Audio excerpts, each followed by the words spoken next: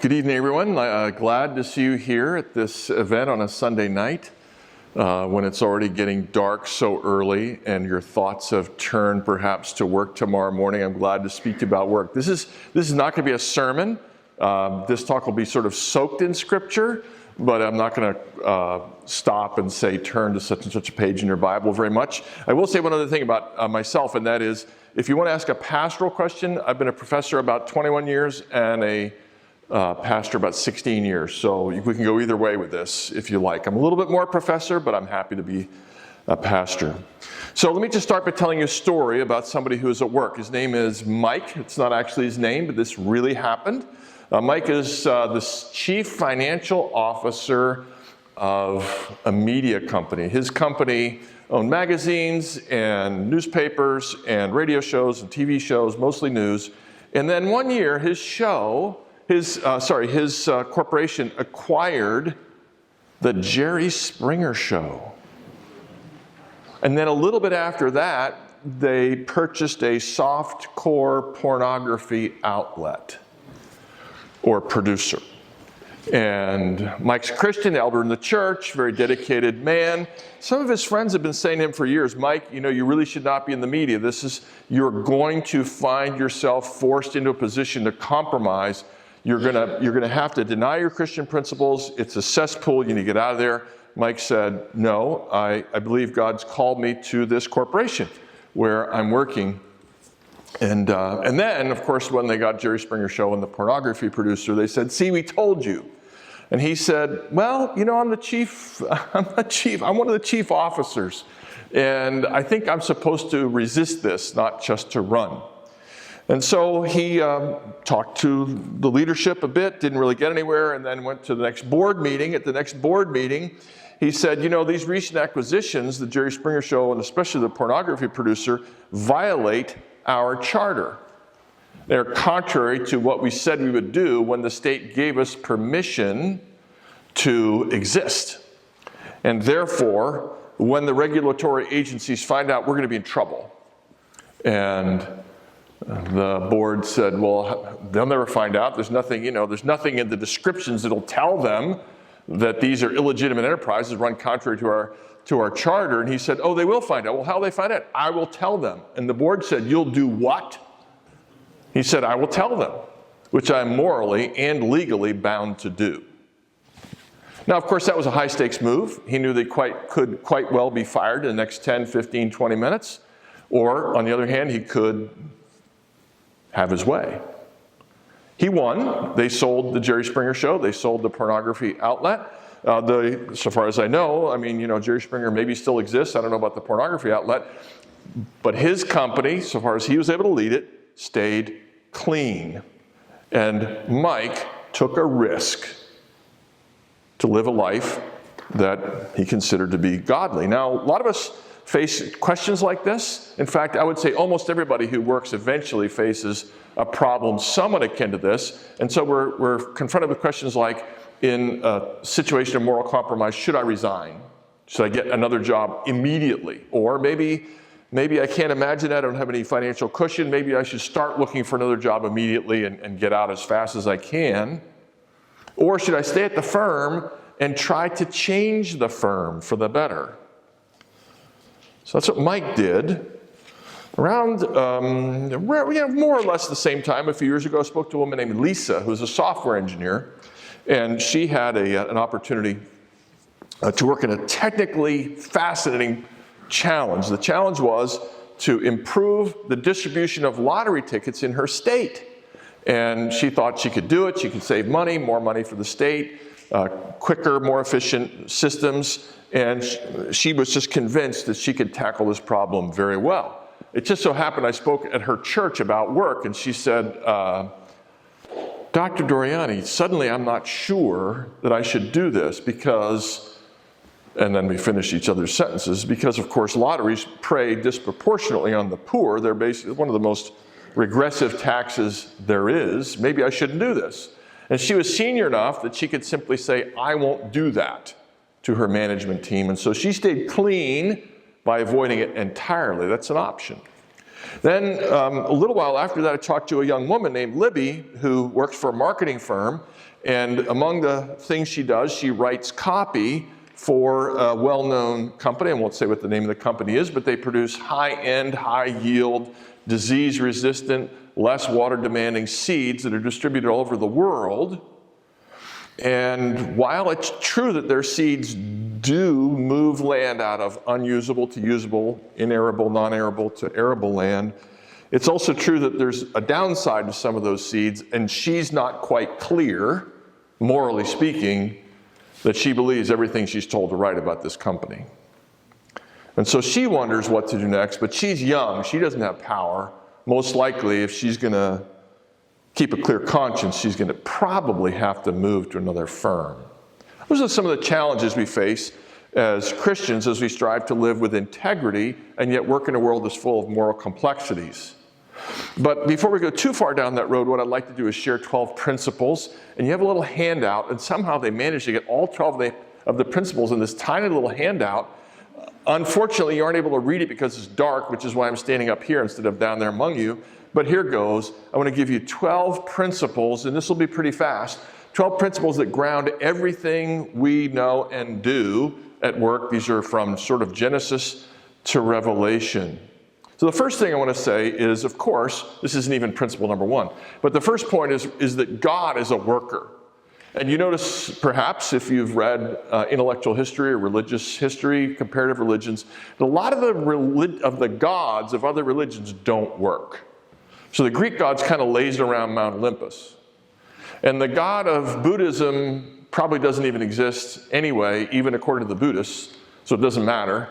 And the god of Aristotle is thought. He just sits there thinking all the time.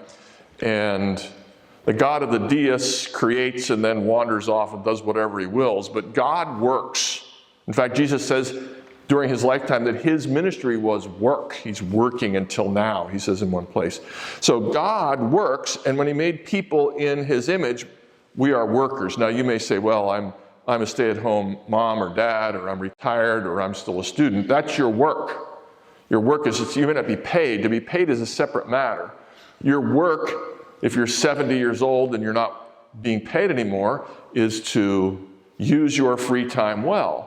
And if you're a mom that's taking care of 3 kids at home, you are, may I just tell you what you should call yourself? You should call yourself a polytopic, polytropic, prejuvenescent human resource development specialist. Polytopic means in many places. Polytropic means in many ways. These are all from the Greek so far. Prejuvenescent means, they're not yet 15 or anything. Human resource development specialist speaks for itself. You are, and then you tell this to your lawyer friend and they go, I'm only a lawyer. So, the work of raising little children is about as important as any task on earth. Whether you're paid for it or not is an entirely different question. The work of a 5-year-old is to prepare to read, etc. So everybody works. Humans work. The desire to work creatively, to fulfill goals, comes from the nature of God himself. God is a creator, therefore we desire to be creative. God has goals like to create the world and to redeem fallen humanity, and he fulfills his plans. When Jesus dies, as he's dying, what does he say? He says, "It is finished," meaning I finished the work that I was given to do in the covenant. And the fact that God has plans and fulfills them is what makes us people who have plans and want to fulfill them. That's who we are. It would be, in fact, alien to our deepest nature if we didn't care about what we did. So that's the big picture, and then 12 principles. And the first of them then is simply that God works and ordains that people work, whatever our situation in life might be. He created, we create. Since the fall, of course, work is harder, but number 2, work has a pattern. The pattern in our culture is we work 5 days, then we have a weekend. Our pattern is 5 plus 2. In the Old Testament, pattern was 6 plus 1. You work 6 days, then you rest 1. In the New Testament, the pattern is 1 plus 6. God says, because I love you so much, I've redeemed you, what I want you to do is rest in me. First thing, celebrate. Your first job every week is to rest and celebrate. And then you can work, because I've worked for you. So there's a pattern, there's a limit for people who are lazy, for sluggards. 6 plus 1 or 1 plus 6 encourages people to work. And for people who are in jobs like maybe working at a power plant or working at a hospital or maybe being a pastor, for people who work in jobs like that, we need to be told to stop working. We're more than our work. We shouldn't be available 24/7. We should turn off our cell phone. Let people know that you can't reach me anytime, any day, anywhere, because I'm not just a working machine. We take a day off and we meditate because there's more to us than our work product. Even God worked and then pulled back and said, let me think about that. And so should we. Number 3. So the first one is we work. Number 2, we stop working, or we have a pattern for work. Number 3, more briefly, by working with his hands, Jesus dignified manual labor. There's a huge debate in Jesus' day as to whether manual labor is good or not. Most people thought not. It was appropriate for slaves. You had slaves to do the manual labor. But Jesus worked with his hands, as did the Apostle Paul, as a tent maker and many others. So work with our hands is noble. Number 4, since the fall, work is frustrating and toilsome. Out of the ground come weeds and bugs. And we now have maybe not 6-legged bugs we care about as much as computer bugs and bugs in the, amplification system for my voice. Everybody knows that gremlins live inside these little systems, and suddenly they just stop working and the voice cuts out for reasons no one can detect. I was going to get my computer fixed. We have an IT department at the seminary, and the computer fixer guy was staring at the screen grumbling and saying, I have no idea what's wrong with this machine. Sometimes I want to just throw them out the window. And I said, you have no idea how redemptive it is for me to hear you say that. Work is frustrating. Every job has its garbage detail. Number 5, we have to work in order to live. That doesn't mean that every last person has to work in order to live. A baby doesn't work, but as a human race, we have to work in order to live, and most people need to work. Number 6, our work shapes us. This is not to say we're the same thing as our work, but if you just take it, this is a simple point. In the Bible, it identifies people fairly often by their work, doesn't it? In fact, when people asked who Jesus was, one of the answers was, well, he's the carpenter, right? And we have Luke the physician, and we have any number of other people. 4 of the disciples were fishermen, we have people who are soldiers, and so forth. So you're allowed to say, I am an engineer. That's not illegitimate.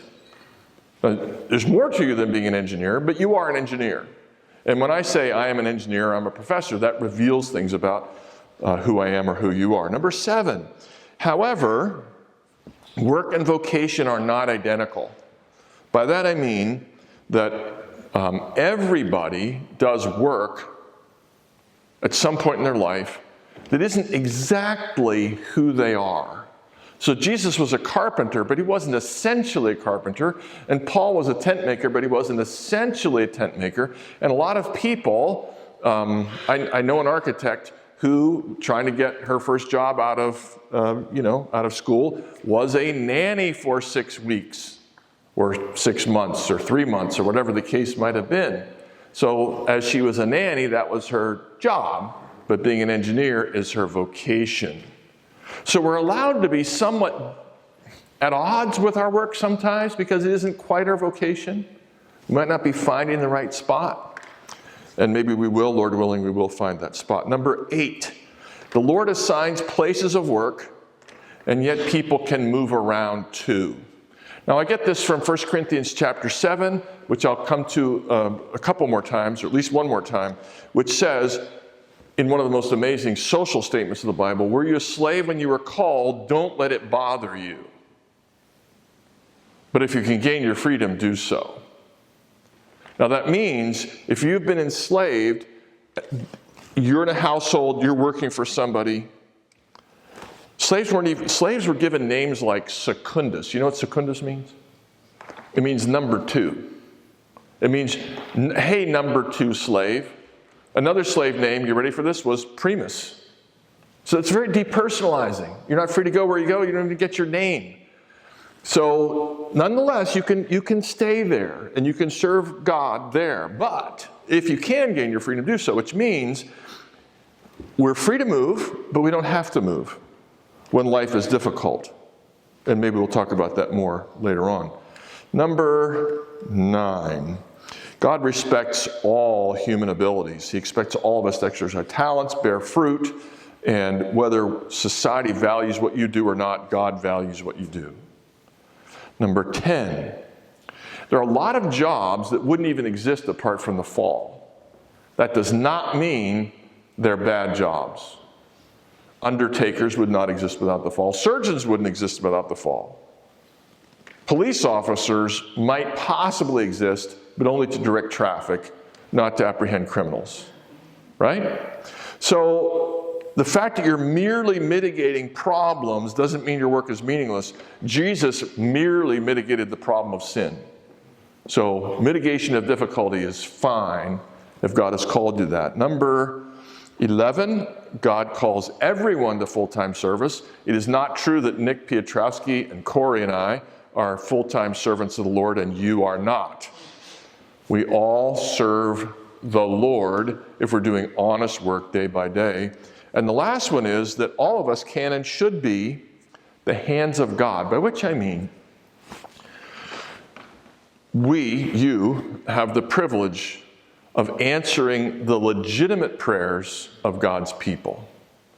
People go to bed. Kids, pray. Adults pray. Give us this day our daily bread.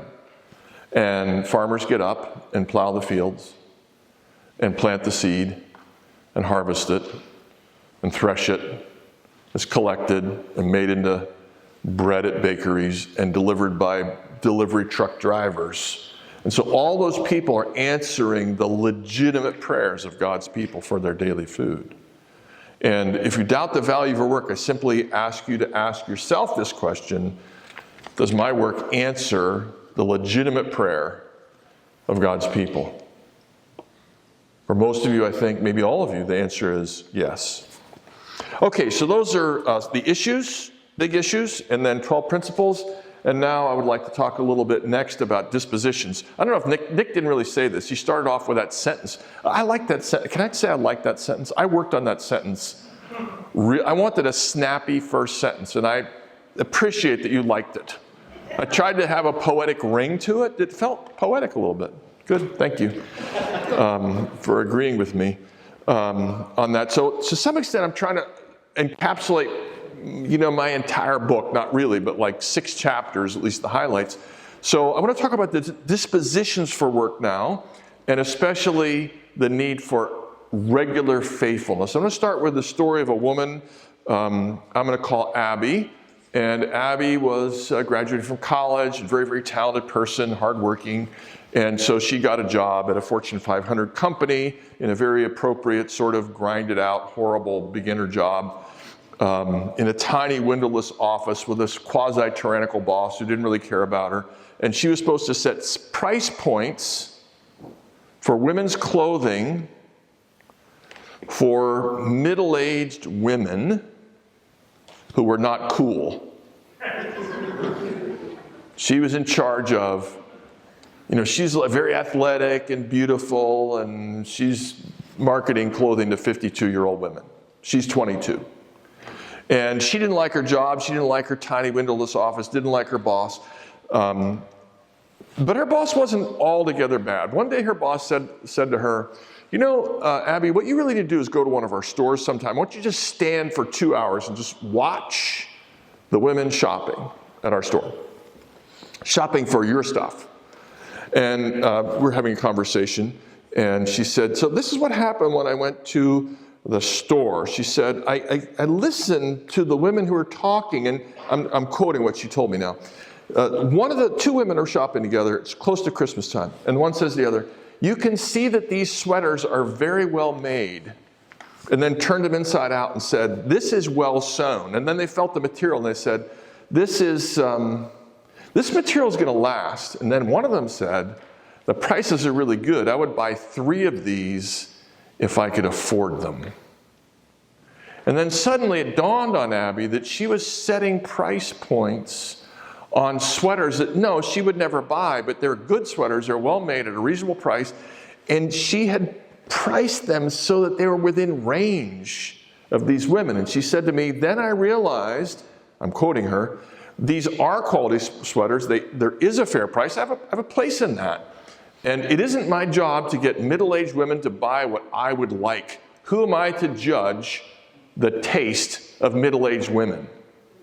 But I am giving them clothing at a price they can afford, and it's good clothing.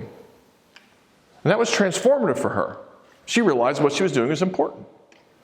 Now, Jesus in Matthew chapter 25, and this is the one time when you might possibly want to turn, but it's a very well-known passage, verses 34 to 40, I would like to read 7 verses to you. Jesus says on the last day, this is what's going to happen. And the king will say to those on his right, the sheep, that is, his beloved, come, you who are blessed by my Father, inherit the kingdom prepared for you from the foundation of the world. For I was hungry, and you gave me food. I was thirsty, and you gave me drink. I was a stranger, and you welcomed me. I was naked, and you clothed me. I was sick, and you visited me. I was in prison, and you came to me. Then the righteous will answer, say to him, Lord, when did we see you hungry and feed you, or thirsty and give you something to drink? And it goes on from there. Now, what Jesus is saying is, among other things, the good work we do is often invisible to us. We think of it as our duty, maybe we resent it a little bit. But if I can give it to you in one sentence, if you loved your neighbor tomorrow, if you love your neighbor as yourself, you're probably going to do it at work. If you love your neighbor as yourself, you're probably going to do it at work. At work you have the most resources, you spend the most time, you have the most capital, you have the most knowledge, you have the biggest team. You're probably going to do it at work, which is not the same thing as being paid, mind you. You might be doing it as a volunteer or for pay, either one. And so if you doubt yourself, and innumerable people do, I've interviewed hundreds of people for this book, it's astonishing how much powerful, gifted, wealthy, world-changing entrepreneurs still find ways to doubt themselves and the significance of what they do, as well as ordinary people. So if your work has any role that brings food to the hungry, including driving a bread truck around the neighborhoods, then Jesus is pleased. And if you have any place in the chain that brings water to the thirsty, any place in it, the Lord smiles. And if you do anything that clothes the naked, Jesus' terms, the Lord looks upon it with favor. And if you have any role in the system that brings physical care to the sick, or anything that welcomes the lonely or the people who are alienated, like those who are in prison, if you have any role in any of those things, you're serving the Lord and his people and the world at large. The great challenge for people who, I'll just stick with transportation. 20 years ago, truck driver, my work is meaningless. All I do is deliver Pepperidge Farm bread. That's what he actually delivered. So that's I didn't change the details. Are people going to drive to Kansas to buy a cow? Drive to Minnesota to buy some wheat? Drive to Idaho and get potatoes? I mean, the reason why we have the prosperity we have is because we have a delivery system. So don't question yourself because all you do is drive a truck. One of my friends runs a company. It's the 4th largest grain shipping company in the world. He'd be quick to say, yeah, but 1, 2, and 3 are a lot bigger. It's like 1, 2, 3, 4. But he still runs a company, and he's constantly doubting himself. All I do is move grain from here to there. Yes, from where there's plenty of grain to where people are starving. He said, well, I guess you're right. So we have a tendency to short ourselves. Teachers don't realize that child in the back who's doodling in math class will design a bridge that he's going to drive over 20 years later. Or that child with the head down in art class is going to design the interior of a building that he may stroll through 20 or 30 years later. So since I'm a teacher and I was a student, I will tell you a story. When I was young, maybe I was bored, I don't know, but I led my school in being put out in the hall when I was in 4th grade. Now, there was a boy in 4th grade who was worse than me, but he would have burned the school down if he'd been cut loose. And so I was actually only the second worst child. But I led the school, so I was told by my teacher. Maybe I only led 4th grade, I don't really know. My main goal in 4th grade was to make the people around me laugh. And so after a week, I was moved away from my friends, and after a month, I was in a corner surrounded by the best girls in the class, the best behaved girls in the class. And I'm convinced that my teacher just punished me she would give me C's. I definitely did not deserve C's. I clearly deserved B minuses. So she would give me grades I didn't deserve. And when I was in grad school, I decided to write her a letter. And her name is Bearer. That was actually her name. And I wrote, Mrs. Bearer, you probably don't remember me. I'm sure I'm one of the kids you would rather not remember. I caused you endless grief when I was in 4th grade. I didn't listen to you because I was trying to make everybody laugh. I moved away to another school in 5th grade. I was afraid to be as bad as I had been, and I accidentally got straight A's. And it felt so good to no longer be berated and punished that I've kept it up ever since. I just want you to know that you made the life of a naughty boy miserable, and it changed my life, and I thank you for it. And I got a letter back about a month later, and it said, Dear Mr. Doriani, Mrs. Bearer would have been delighted to read your letter. She died 2 months ago. She never knew. But she still changed my life. She still changed my life, even though she didn't know. One of the great things we have to realize is that God knows, and He gives us clues to help us see, like Abby did, that our work has meaning, even if we don't see the exact consequences. So physicians, the physicians are very unsure that their work matters because they give people pills and are not sure they'll ever take them. And they say, you've got to stop drinking so much, you've got to exercise more. And they go, I know Mr. Smith is not going to follow my advice. Well, actually, you don't know that. You don't know. Or fast food workers, right? I can't believe what I'm shoveling out the door. If people only knew how much sodium is in this and how much fat is in this. Meanwhile, the person's driving down Highway 70, some hundreds of miles west of here, praying, Dear Lord, may Wendy's please be open lest I starve to death tonight. And the person manning the window is praying there are no customers, and the person driving down the road is praising God for chicken fingers, which, by the way, is an ethnic food. Just want you to know that. Right? We'll explain it later. I preach sermons. You never know when a sermon is going to do anything or not. Our job is to be faithful and do the work that the Lord gives us, do the work that's in front of us, and be content with that. Now, the advertisement for this lecture said, so here's a bit of work. We were putting microphones on, and this one is just burning a hole in my ear. So I'm gonna try to mess with this a little bit. That might work. All right, good.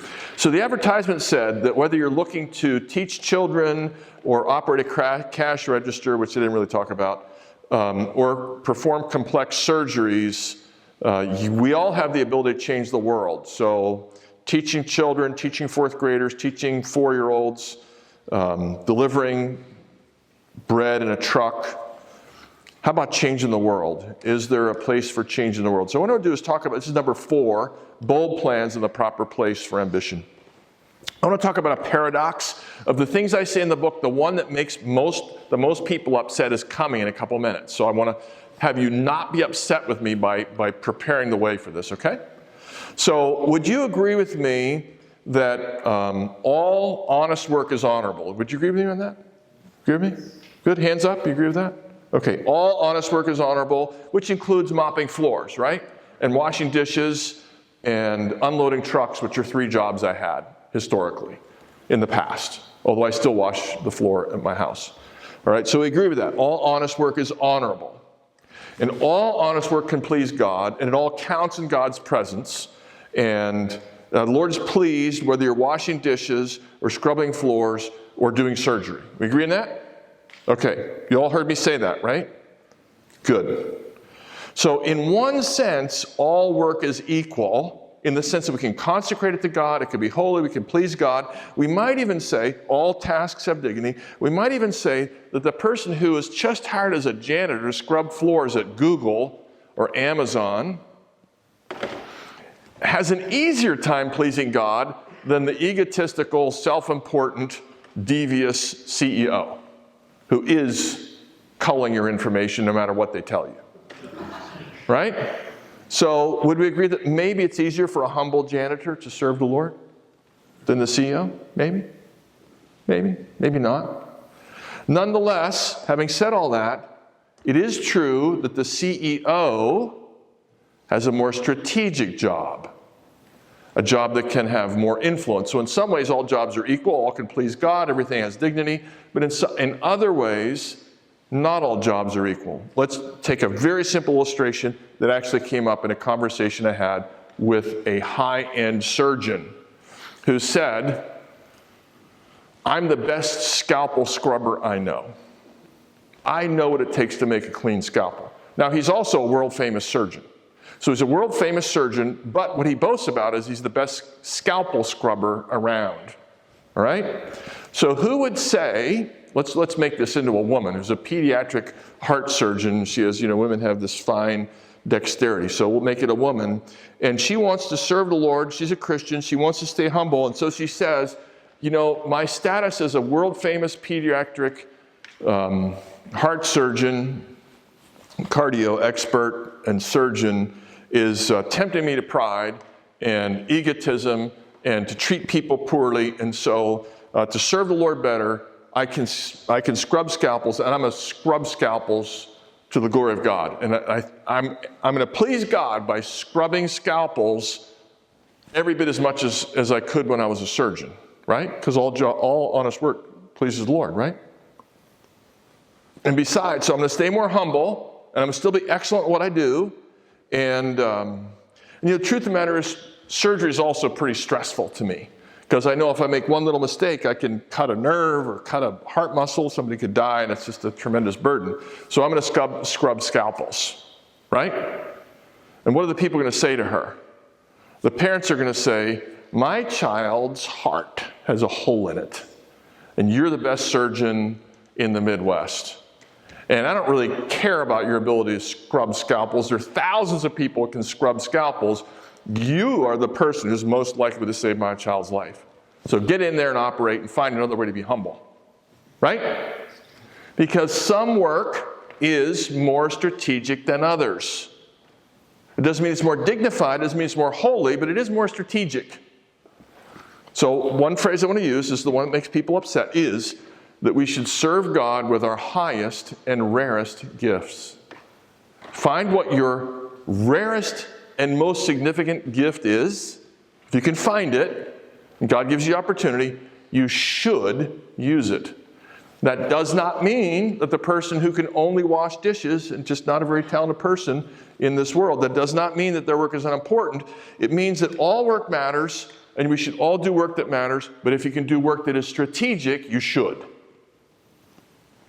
And turn away from work that's good, but has less influence in the world if God gives you the opportunity to do so. So again, all work is equal in some ways, but unequal in other ways. To say it a very different way, there's nothing wrong with ambition. You may say, wait a second. In my Bible, ambition's usually negative. Yes, if you go through the English Bible, most instances of the word ambition are negative. But the truth of the matter is, as Nick knows, many of those, at least in the New Testament, are actually not ambition, but one word that's translated as selfish ambition. And there's another word that's ambition, philotimai, which is, take it apart, love of honor, actually. And that word is a positive word. Paul says, it is my ambition to preach the gospel where it's never been preached before. Paul had a skill. He had a series of skills. He had skill in Hebrew, in Latin, and Greek. He could speak in all three languages. He was well educated in Jewish and Greco-Roman cultures. He was a Roman citizen. He knew his way around the synagogue. He knew his way around secular places. So he was the man to do that.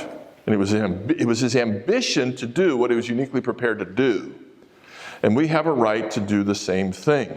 So let me stick with surgeons here and move from the goodness of ambition, desire to change the world, to next the question will be, how do we change the world? And my answer, it's on your sheet there, is starting with a case study, is 4 P's, and that is a principle, a passion, a position, and perseverance. But let me tell you a story first. This is also very much a real story, fuzzed up a little bit, made a little bit softer than it actually was. There was some hardship involved, which it's not necessary to share. So there's a surgeon, we're going to call him Clay Porter, that's not his name, who is a medical researcher, very good with his hands, brilliant, worked at a major research hospital, prestigious chair. He had surgeons under him, residents under him. He trained hundreds of residents from all over the world, and a very famous person.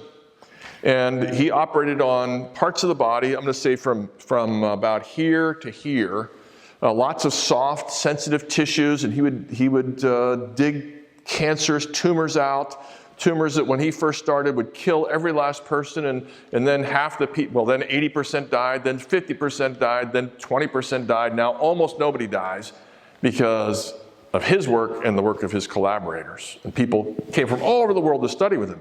And then after he has, his field, he's done what he can in terms of surgery. I'm going to go ahead and drink some of this, lest I simply wave it around the whole time. So then, as you get a little bit older, and he doesn't want to do surgery, 13-hour surgery, standing on his feet all the time, and he starts to notice the effects of the pre- and post-surgical treatments. He's a surgeon, but he's working with the chemotherapists and the radiation people, and he's noticing how the aggressive treatments that are meant to just crush the cancer, make sure it never comes back, are destroying the soft tissues. Sinuses, saliva glands, vocal cords, upper lungs, esophagus, burnt by the radiation, burnt by the chemo. And he starts wondering if it's all really necessary. And he wonders when he does surgery on a 7-year-old, and then the rest of their life they can't swallow very much, and their voices don't work right because their vocal cords have been fried. And for 15 years, I actually talked to him again just yesterday to make sure I had everything square and what's going on with him lately. He came to the conclusion that a lot of radiation is unnecessary, and it's causing damage to tissues in the body. He's watching his patients. He cares about them. He loves them. He's also a very dedicated Christian, and he believes that God made the human body to heal itself substantially. And he also saw that all this chemo and all this radiation therapy, maybe especially the radiation, is destroying the body's ability to heal itself. So love of patients, belief in God the Creator, are 2 principles that are moving him to question the way pre- and post-surgical treatments occur, especially in these places like throat muscles and saliva glands and vocal cords. And he decided he has to investigate how many lives are actually saved by these extra treatments that destroy sensitive tissues. Your sinuses, for example, never working right again.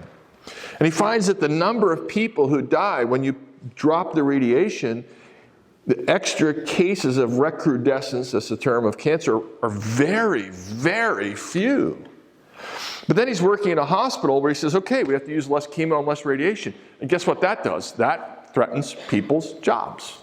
And it's a research center, and so it threatens grants. And people will put millions of dollars into machines that we're not going to be using as much. And so what do you think happened?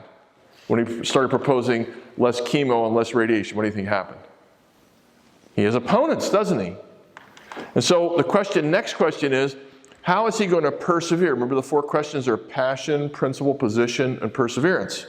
So let me just label what happened with him. He has a passion, and that is holistic health for his patients.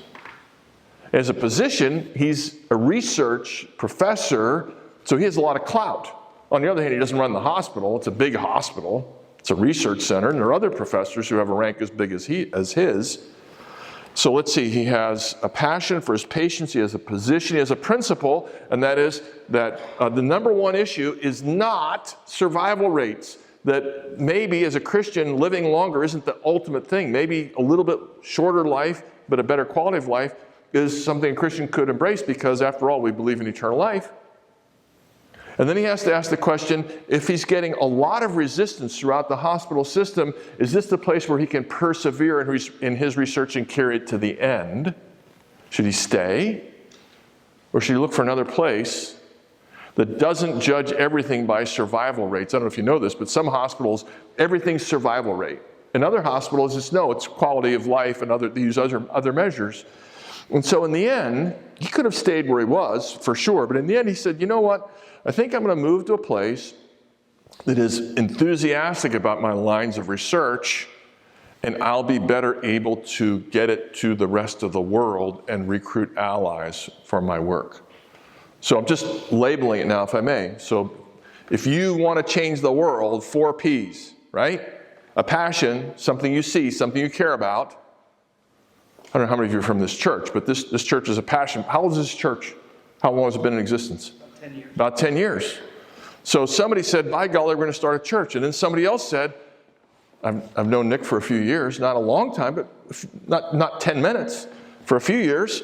We need to start a seminary in Indianapolis. We're the biggest city in America without a seminary. Somebody's got to do it. I think it's going to be me. So, and friends, of course, not by yourself, and allies. And so we have a passion. There's a job that needs to be done. And you have a position. You have, in the case of starting a seminary or church, you have the necessary training, and you're ordained, and you're recognized, and so forth. You can go for it. But then you also have to persevere, because planting a church is hard, starting a seminary is hard, you want to quit, things don't go well, right? And there has to be some principle that's driving you throughout. So those are the 4 Ps, and people might want to ask about that. If you want to change the world, that's probably what you need. You also, of course, need to identify your adversaries, who's going to oppose you, and you have to locate your allies as well. Because no great project is done by one person. And every great project is resisted at some point. So, some of you think, isn't it wonderful that other people want to tackle big projects? I'm glad to live in my spot in the world, and that's beautiful. Maybe you're supposed to support somebody who has a big project that would change the world. By change the world, I don't mean change the planet. I mean change your corner of the world, your neighborhood, your town, your city, maybe just your office with 10 people in it. Well, maybe that's your calling. That's number 6, calling. So if we talk about calling, the first thing I need to tell you is that everybody here has the same calling.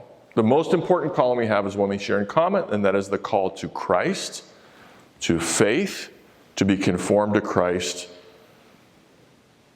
to be his disciple. Next, we have a calling, 1 Corinthians 7 says, to a place. Let's go ahead and just turn to 1 Corinthians 7 for a moment, if you would. Like to turn with me. I'm going to read 1 Corinthians 7 verses 17, 20, and 24 because they repeat something 3 times, which teaches us that it's very, very important.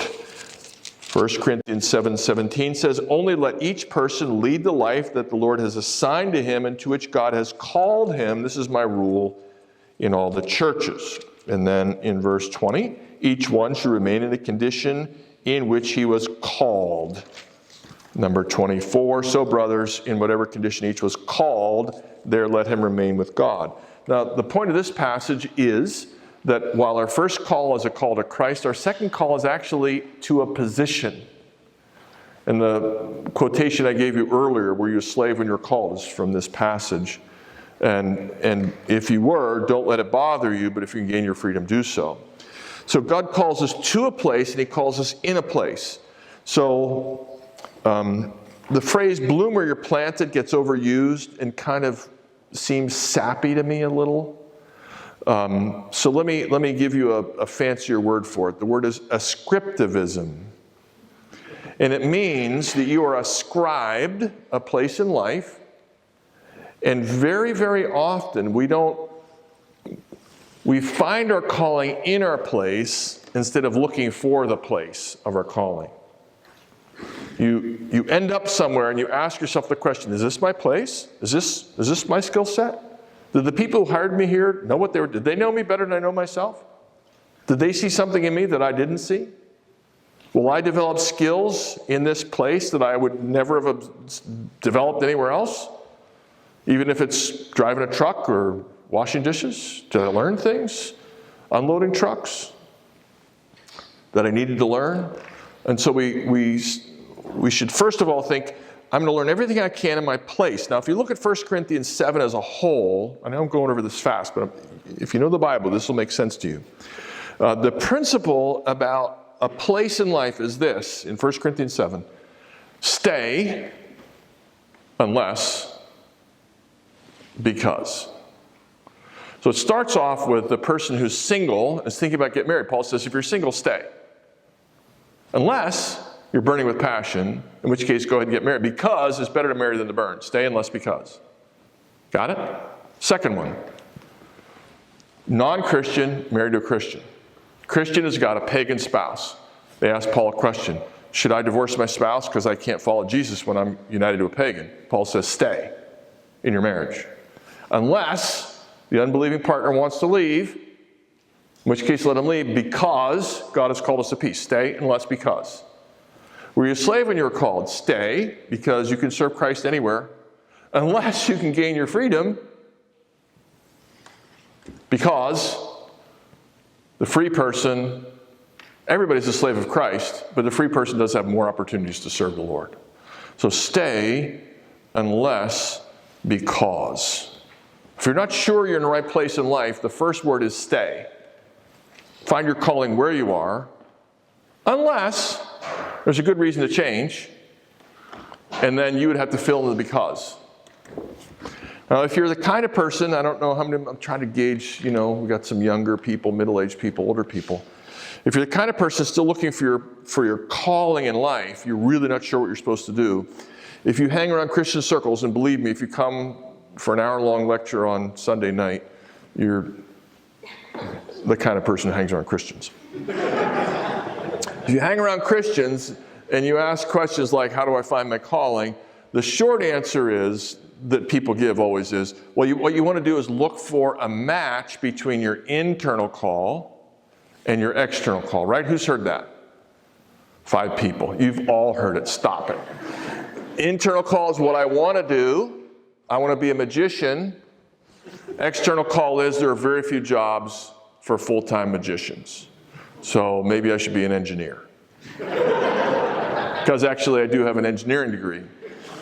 So you got to look for a match between your internal desire and what people actually want you to do. Because people have a sense, people who hire have a sense of who'd be good at what a lot of times. All right, that's not bad advice. I will tell you it's godless advice because I didn't mention God at all. I just said what you desire and what other people desire. God never entered the picture. There. We say it all the time and it's godless. So a wonderful theologian named John Frame said, let's improve on this. He said, here goes. God gives gifts to humanity. That's point 1. And the Spirit enables people to discern their gifts. In other words, don't ask what you want to do. Is the Spirit helping you discern what you should be doing with your life? And then God in his providence gives you opportunities to use or develop your gifts. That's back to God locating you in different places. He puts you in places that may not make sense to you, but he has a purpose for them. And finally, God grants us wisdom to use our gifts to glorify him and to love our neighbor. So our desires count, but they're, at best, God-given desires. And in fact, in the book of Proverbs, it says, if a man can rejoice in his toil, it is a gift of God. Sorry, that was Ecclesiastes, not Proverbs. And of course, when we have gift lists in the Bible, it says things like the merciful should act with cheerfulness and leaders should act with zeal, meaning we should enjoy our work ordinarily. So those are a couple things we should look for. Of course, fruit as well when we look for a calling. Now, if you're not sure about your calling, there's another fine book I'll mention, and the book is Range. It's a secular book by a man named David Epstein, but he says something that makes a lot of sense. As someone who trusts in God's providence, he says, look, if you're not sure what to do, try something. See what happens. See if your work is affirmed. See if you're bearing fruit. That's the way he says it, it's the way we say it. See if you're developing skills that you wouldn't have developed otherwise. Again, a secular person says, try it. A believing person says, try things believing in God's providence to place you where you need to go. And as you evaluate your life, am I doing what I should be doing? You can ask yourself questions like this. From God's perspective, or from the perspective of the last day. Am I honing the gifts God has given me? Am I honoring the parents, the mentors, the teachers God gave me? On the last day, will I be able to offer my work to him and say, Lord, this is what I did with the abilities you gave me? Will I be able to do that with joy? Or am I half ashamed that I would have to appear before the Lord and say, I tried to upsell something that shouldn't be upsold and get people to buy things they shouldn't buy? Am I promoting the good of my neighbor by what I do?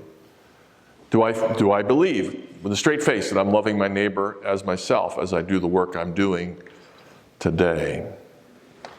So I want to talk about one more thing. For just, I guess I have a couple minutes left. We started at kind of 7:14 or something like that. So if you want to be a good worker, I've said in one sense, daily faithfulness is the main thing. But I want to mention one other point, and that is a theory, an idea called sphere sovereignty.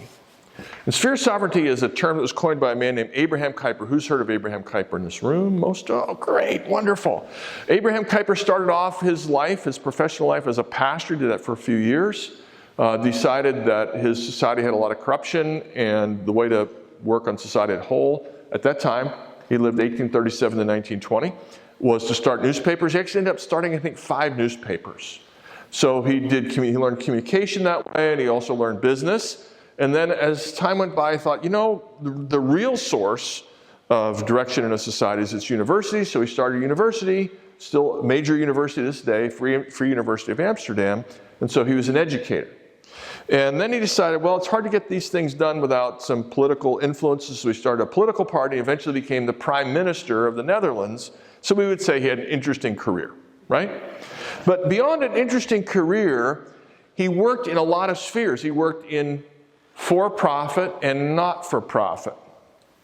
He worked in communication, he worked in education, he worked in media, we would say he worked in politics. And as he did, he discovered something. And he discovered that the different realms of life don't all operate according to the same principles. That each realm of life has different forms of expertise and different kinds of rules. And you have to have experienced leaders, trained leaders, who understand the rules of every sphere. So, for example, a poetry club and a filmmakers club are run on very different principles, right? A filmmakers club tries to create films that will be watched by millions of people because they cost so much money. And a poetry club is not interested in money at all because no poet ever made any money from a poem. And the movie maker has to have at least 3 million people watch the movie, and a poetry club is no good if you get above 10 or 12 people. And the principles are very, very different. And you shouldn't try to run them the same way at all. Okay. He also noticed that there are spheres that tend to dominate the others. So in his day, it was the extremely powerful monarchs of Europe. And the monarchs tried to govern all of life. Later, it was the Communist Party that tried to govern all of life, govern the church, submit to us, govern the newspapers, the TV, the radio, because all the truth has to promote the state. The economy has to serve the communist regime, and therefore we will appoint loyalists, whether they have the skill or not, and it caused a lot of harm. In America, profit tends to run things. If you have doubts about it, just think about all the wonderful enterprises that have been spoiled by the profit motive, like children's sports, for example, which are so toilsome and so very expensive and have people training all year long and tearing up their ACLs and MCLs because we're not supposed to play soccer 12 months a year for the first 12 years of our life. Our bodies aren't made that way. But it's profitable, and so away it goes. And healthcare, of course, increasingly dominated by the profit motive. So what you have to do then is ask yourself, if I'm going to change the world, do I have expertise in some sphere? In God's providence, do I know my realm of life? Have I been trained? Do I have mentors? Do I have experience? Do I have an opportunity? Do I have insight that allows me to say, this is our hiking club, this is our chess club, this is our poetry club, this is our school, this is the way we're going to run it. And we're not going to let the more powerful spheres dictate to us how we'll do it. Which doesn't mean the government has no business. If you have a hiking club, if your hiking club is, in the Middle East somewhere, and the government says, don't hike near the border of that hostile country, the government has a right to intrude in your sphere. And if the movie maker's getting a few stuntmen killed on a semi-regular basis, the government has a right to intrude in the filmmaker's sphere. But if you want to change the world, ask yourself the question, is there a sphere in which by God's providence, by God's gifting, by God's good design, I actually have some expertise? And if I can link it up with my principles, my passion, a position I have, and I'm willing to persevere, we just might make a difference for the cause of God in this little part, my little part, your little part of this world.